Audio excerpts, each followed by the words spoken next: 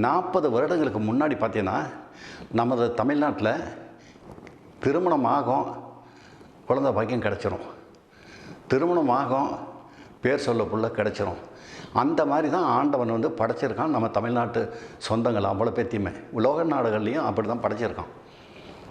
ஆனால் இந்த விஞ்ஞானம் வளர்ச்சி அடைஞ்சதில் வந்து இன்றைக்கி வாழ்க்கை வீணாகி போய் திசை தடு மாதிரி போயிட்டுருக்கிற ஒரே ஒரு காரணத்தால் தான் இன்றைக்கி அந்த குழந்தை பாக்கியம் இல்லை அப்படிங்கிறதுக்கு இன்றைக்கி விஸ்வரூபம் எடுத்து ஒவ்வொரு வியாதிக்கும் போட்டி போட்டுக்கிட்டு, சர்க்கரை வியாதிக்கு போட்டி, ஆஸ்மாவுக்கு போட்டி, மூளை வியாதிக்கு போட்டி, தோல் சம்மந்தப்பட்ட வியாதிக்கு போட்டி, அந்த மாதிரி பார்க்கும்போது ஒவ்வொரு வியாதிக்கும் அளவுக்கு அதிகமாக பாதிக்கப்பட்டு இருக்கிறவங்க மாதிரி இன்றைக்கி இந்த குழந்தை பாக்கியம் இல்லை அப்படின்னு பார்த்தீங்கன்னா இன்றைக்கி அதிகபட்சமான பேர் இந்த குழந்தை பாக்கியம் பேர் சொல்ல புள்ள இல்லைங்கிறதுக்காக ஏங்கிக்கிட்டு இருக்காங்க.